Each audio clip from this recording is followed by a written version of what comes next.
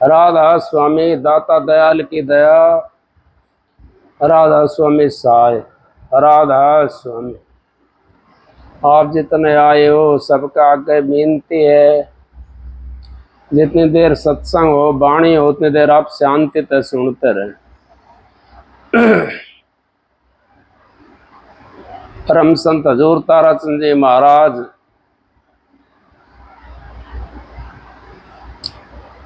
वो तो इस दुनिया के अंदर आए लेकिन हम समझ नहीं पाए उनको। तो वो छुपे हुए रुस्तम थे। उन्होंने कभी ये नहीं कहा अब मैं संत हूं, और कभी कभी कह भी देते थे।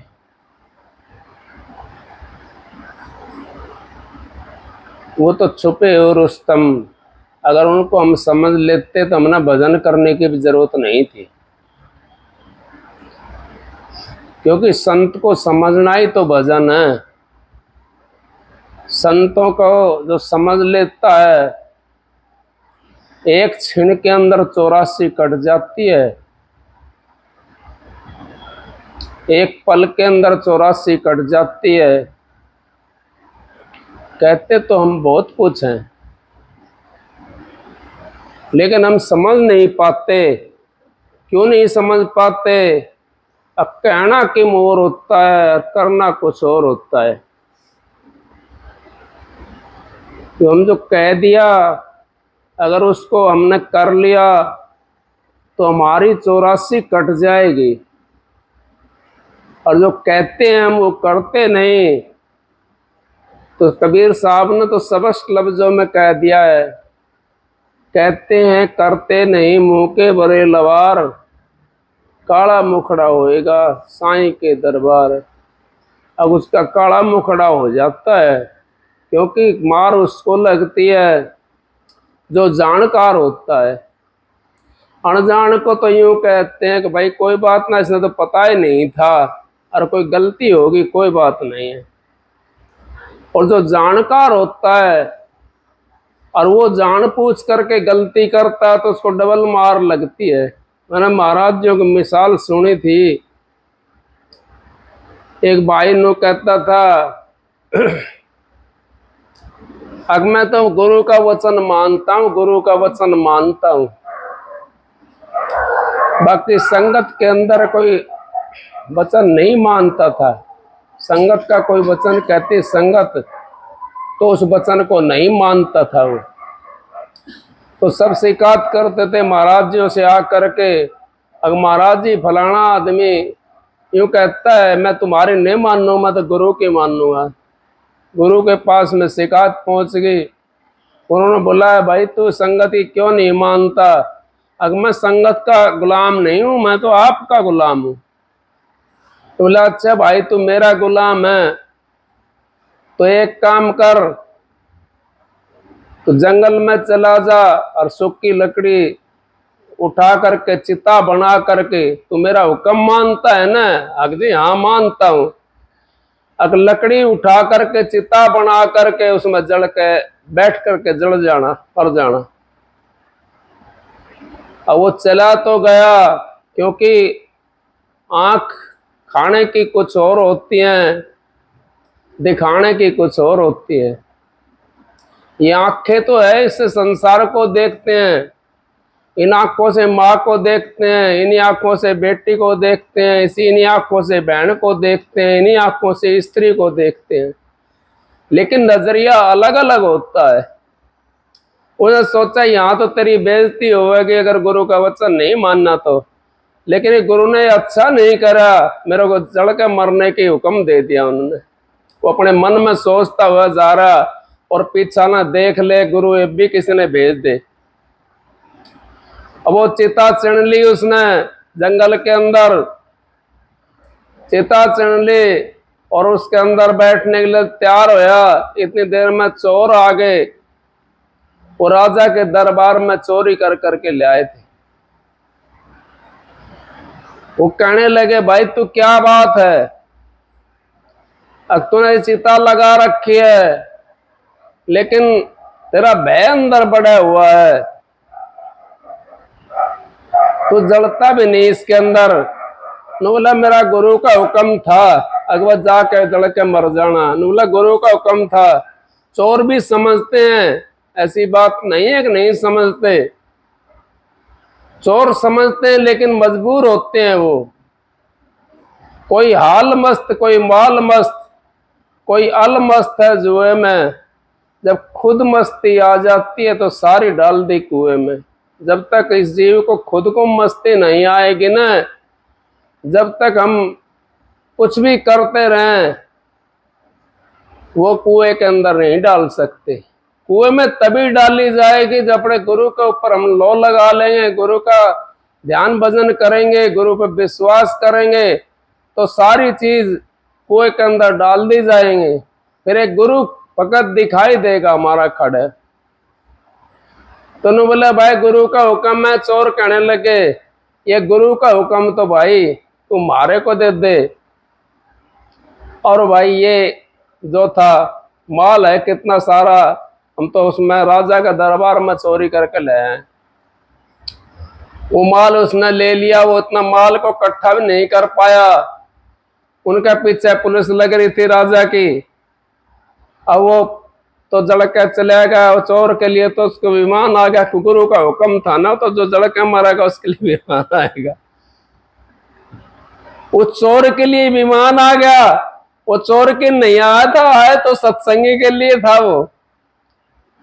लेकिन उसने सत्संगी ने तो हुक्म तोड़ दिया, चोर ने हुक्म को संभाल लिया। रवि महाराज जी कहते हैं अज्ञान का रगाम का तो चमका चमका लगता है। वो चोर ने भक्ति करी थी? नहीं करी भक्ति उसने। और वो सत्संगी रोज भक्ति करता था, उसको पुलिस पकड़ लेगी।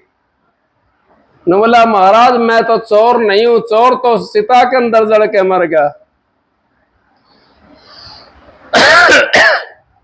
कहने लगा भाई फिर तू कैसे? अक मेरा गुरु का हुक्म था, जंगल में जा चिता जला करके उसमें बैठ के जड़ के मर जा। गुरु का हुक्म था। नो बोला तू तो डबल वो हो गया, तेरे ऊपर तो डबल दंड हो गया भाई। तू तो गुरु का चोर भी होगा और हमारा माल तेरे पास बरामद होया, हमारा भी चोर होगा। तेरे को डबल सजा मिलेगी। लेकिन गुरु फिर भी हमारे को बचा लेते हैं। गुरु कैसे बचाते हैं हमारे को? गुरु शिक्षा देते हैं हमारे को आकर के। कहने लगा वे फांसी पीटोगे इसको, फांसी पीटोगे। मैंने सुनी थी बातें, ये मैं आपके सामने जब बता रहा हूं। अब कहने लगा फांसी पीटोगी। ये दूसरा पर्सन चल गया उसका। एक गुरु शिष्य थे, दोनों जने। तो कहने लगा भाई तू भजन बंदगी कर ले। बोला ना करूं गुरुजी, मुझे तो माल मिल रहा है खाने के लिए बहुत। बस भाई पानी ना पियो, मेरे को माल मिल रहा है खाने के लिए बहुत, मैं भजन बंदगी आप करते रहो। तो बोला ठीक है कोई बात नहीं। अब कुछ दिन पीछे राजा की नगरी के अंदर एक कोई था राक्षस जिंद, उसकी भेंट चढ़ानी थी। कहने लगा भाई उसकी भेंट देनी है, फांसी देनी है उसको। अब ये गले के अंदर किसके गले में आएगी? वो सबका गला नापता देखें। उसने तो माल खाया और था ना दुनिया का। कसाई अपने बकरे को भूखा नहीं मारता कभी भी, वो पाल करके मारता है। उसका वो फांसी गले के अंदर चला था ना, उसका फांसी फिट आ गई। और राजा था ऐसा उत्पात, राजा उत्पात राजा था उसका नाम। न बोला भाई कहने लगा कोई बात नहीं भाई, इसके फांसी फिट हो जाएगी, तो इसने फांसी इसको दे दो भाई। उसको फांसी दे दी। फांसी देने के लिए तैयारी करी उसकी। तो गुरु का और शिष्य का गुरु ने पहले कह दिए कोई आफत पड़े जब तू मेरे पास याद कर लेना मेरे को। इतना खा के मौज मार। अब उसका जब गुरु याद आया, जब फांसी गले के अंदर गल गई। हमारे भी जब गुरु याद आता, जब फांसी गले के अंदर गल जाती है, जब उस दो बांस के ऊपर पड़ जाते हैं, चार पाई में पड़ जाते हैं, जब हमारे को वो याद आता है गुरु, उनका सुख में सुमरन ना करा, दुख में कीना याद, कहाँ कबीर उस दास की कौन सुने फरियाद। दुख में सुमरन सब करें, सुख में करा ना कोई, जो सुख में सुमरन करे तो दुख काहे को होए। क्या को होगा, दुख ही नहीं हो सकता फिर अगर हम सुख में सुमरन करते हैं। क्यों, सुख के अंदर अगर हम सुमरन करते हैं, हम उसमें दुख को भूल जाते हैं और दुख हमारा कटना शुरू हो जाता है। और जब दुख में जाकर के सुमरन करते हैं हम, तो हमारे को फिर कौन बचावेगा। फिर भी गुरु को लाज होती है, कहने लगा भाई तेरी कोई इच्छा है। हाँ महाराज मेरी इच्छा है, मेरे गुरु से मिलने की इच्छा है। गुरु को बुला दिया, आपस में बात करने लगे। कहने लगा भाई तेरा तरीका तो मैं बता दूं। संतों के पास में, महात्माओं के पास में युक्ति होती है। जिस संत के पास में युक्ति नहीं है, जिस महात्मा के पास में युक्ति नहीं है, तो यूं समझो वो तो भाई ऐसे ही हैं। युक्ति जरूरी होती है संत महात्माओं के पास में, लेकिन युक्ति होती है उनके पास में। कहने लगा भाई तेरे को मैं एक तरीके से बचा सकता हूं, तू तो यूं कहना मेरे को फांसी लगा, और मैं यूं कहूंगा मेरे को फांसी दे दो।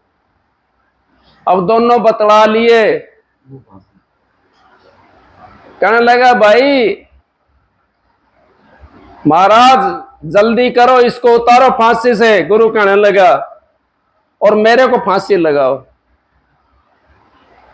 चेला नू कहे अगर ना महाराज मेरे को फांसी लगाओ। अब आपस में बतवाए थे ना वो तो। और वो राजा भी ऐसा ही था, बेकार राजा था वो। अब सोचा भाई इससे कहते रहे पंथ छूटा है। पंथ छुटाने के लिए कहने लगे गुरु से बतलाओ भाई क्या बात है, क्यों आप फांसी के लिए लड़ाई कर रहे हो, फांसी के लिए क्यों इतना वो कर रहे हो। जो इस फांसी के ऊपर लटकेगा ना वो सीधा स्वर्ग में जाएगा, वो स्वर्ग में जाएगा सीधा, उसको कोई नहीं रोकेगा। अब वो राजा और वजीर बतलाए, महाराज बात तो ठीक है, फांसी के लिए कोई तैयार नहीं होता क्योंकि फांसी से सब डरते हैं, ये तो कोई ना कोई तो बात है। वो राजा ने गाल करके राजा के फांसी लगवा दी।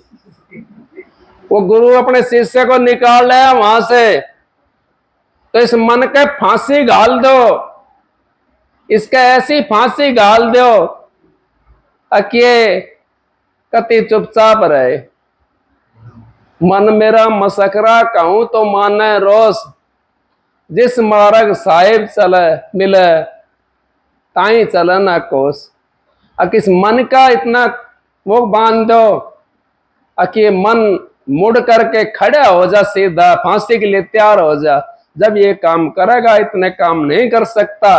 हम संतों और महात्माओं की मेहर तो होती है, वो अपने दया से अपने जीव को बुला लेते हैं।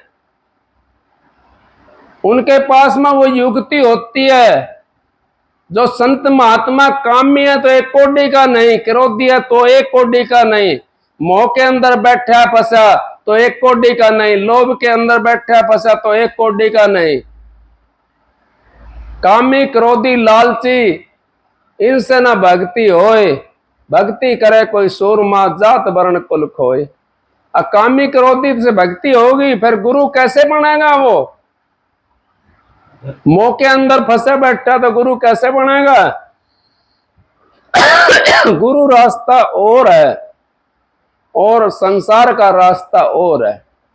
आप संसार वाले रास्ते पे चलते रहो तो आपको शांति कम मिलेगी। और जो गुरु ने जो रास्ता बताया आपके लिए, अगर उस रास्ते से आप अपना खोजोगे मार्ग को, तो आपको शांति मिल जाएगी और आपको इसी जन्म के अंदर मुक्ति मिल जाएगी। दूसरा जन्म नहीं मिलेगा,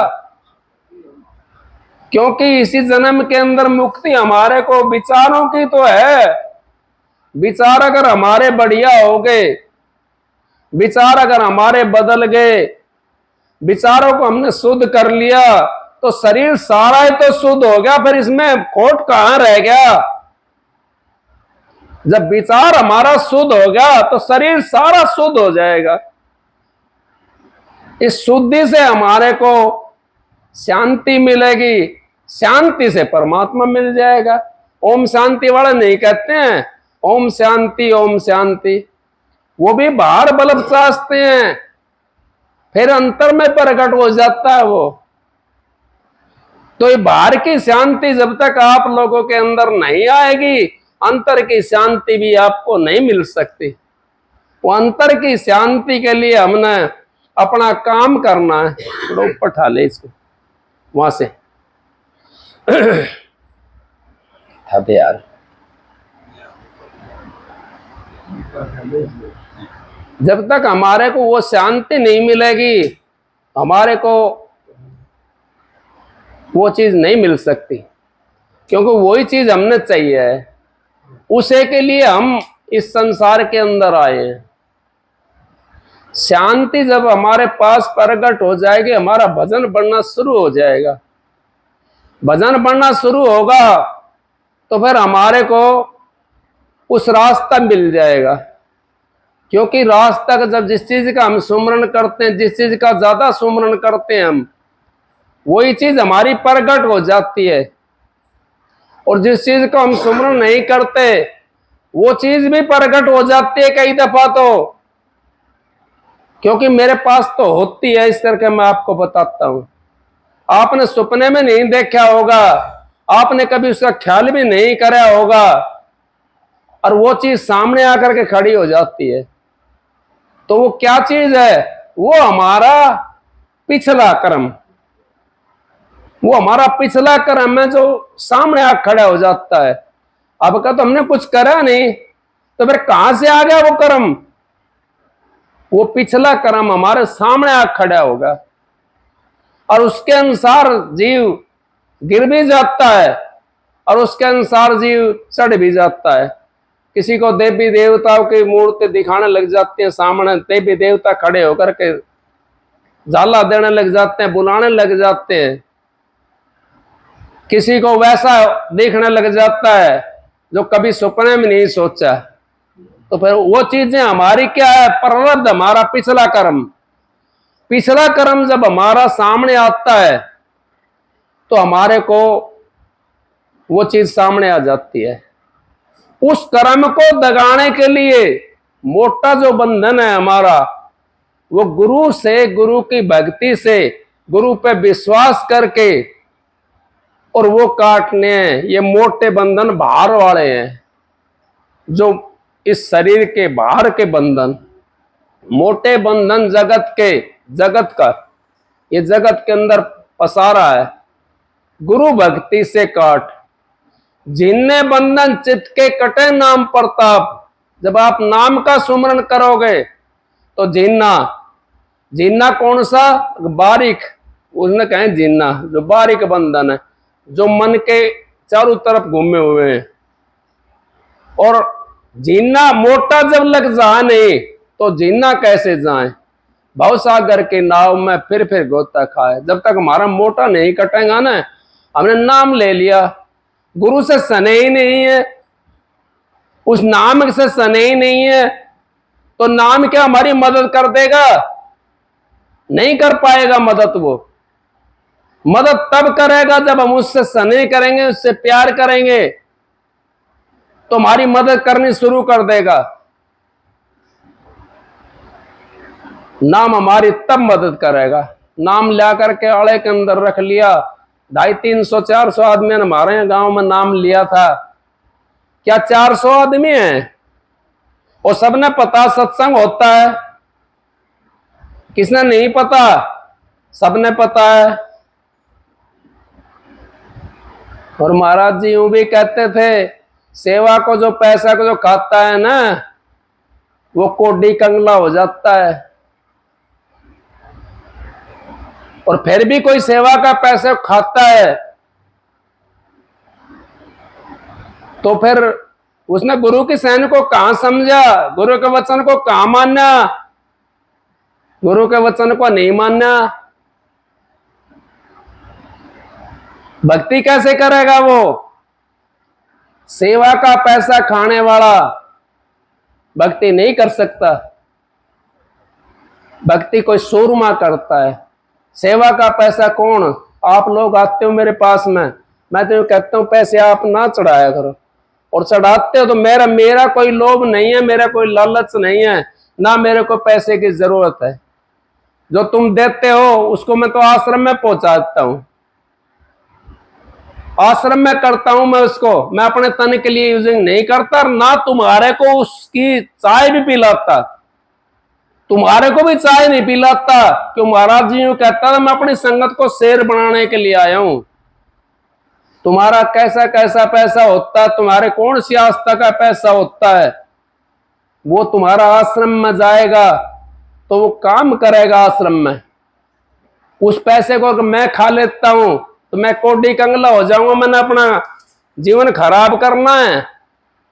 नहीं, मैंने तो अपना जीवन को सुधारना। मैं तो इसी जन्म के अंदर उस मालिक से मिलना चाहता हूं, उस मालिक से इसी जन्म के अंदर अपना पाप कटवा करके, सारा जो भी मेरे पास में पाप है उसको सारे कटवा करके मैं तो इसी जीवन के अंदर पवित्र होकर जाना चाहता हूं। ये तो मालिक ने पता नहीं कैसे मेरी क्या ड्यूटी लगा दी, नहीं तो मैं तो छुपया हुआ पड़ा था। आपके सामने की बात है, कितने दिन हो गए नाम लिए हुए मैंने किसी का एक पैसा नहीं चाहिए, ना मैंने खाने की जरूरत।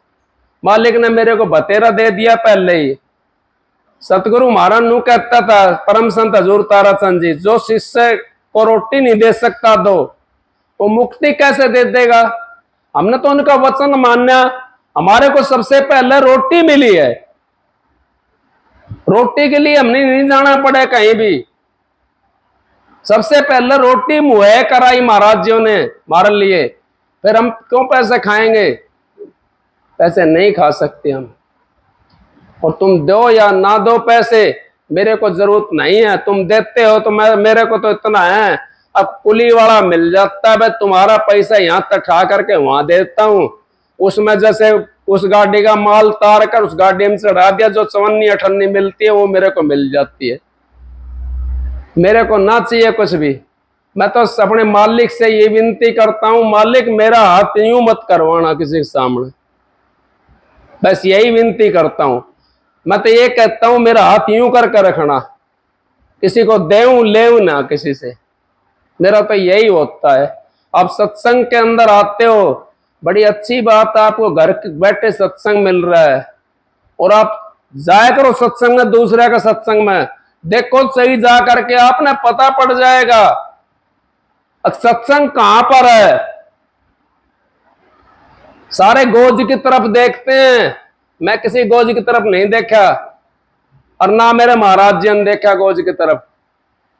सब गोज की तरफ देखते हैं ये मेरे को कितना पैसा देगा, ये मेरे को कितने पैसे देगा, सब गोज की तरफ देखते हैं। मैं गोज की तरफ नहीं देखता। आप एक आओगे जब भी मैंने सत्संग करना है, क्योंकि मेरी ड्यूटी लगी हुई है, और आप 50 जने आओगे जब भी मैंने सत्संग करना है, और 500 आ जाओगे, 50,000 आ जाओगे जब भी मैंने सत्संग करना है, मेरी तो ड्यूटी है, वो आपकी मर्जी है। गुरु मेरे से क्या काम लेना चाहता है वो गुरु की मौज है, मैं खुद भी नहीं जानता। तो आप ये बात समझने की कोशिश करो, मेरे को पैसे देने की जरूरत नहीं है आपने, और आप अपना काम करो।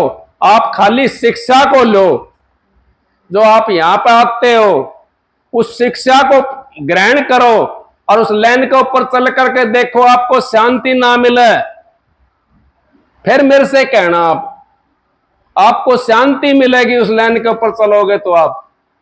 और इतना टाइम आप औरों की पूजा के अंदर लगते हो, इतना टाइम अपने शरीर की पूजा के लिए लगो, तो आपका उद्धार हो जाएगा। अपने बुजुर्गों की पूजा करो तो आपका उद्धार हो जाएगा। अपने माँ बाप की पूजा करो, सासू ससुरा की पूजा करो तो आपका उद्धार हो जाएगा।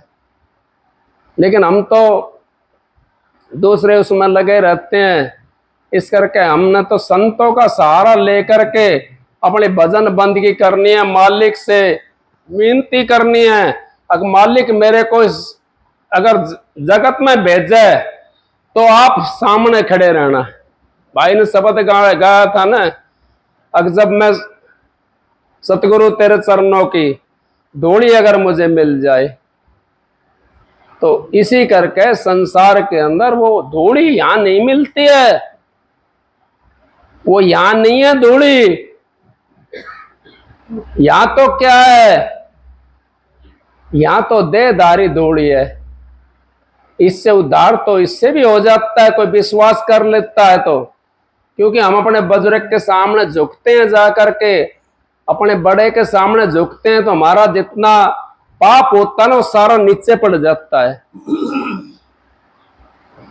जो हमारा सिर के ऊपर पाप होता है वो सारा हमारा नीचे पड़ जाता है और हमारे को शांति मिल जाती है। हमारा जो मान है ना, नहीं कही संतो थारा मान है बैरी, नहीं कही है, मान हमारा बैरी है। उस मान को हमने उस संतों के चरणों के अंदर जाते हैं, बड़े बुजुर्गों के चरणों के अंदर जाते हैं। भाई कोई बड़ा भाई हो उसका अगर हम चरणों के हाथ लगाते हैं, झुकते हैं उनके सामने, तो हमारे को आशीर्वाद मिलता है। और सबसे ज्यादा ताकत हाथ के अंदर होती है।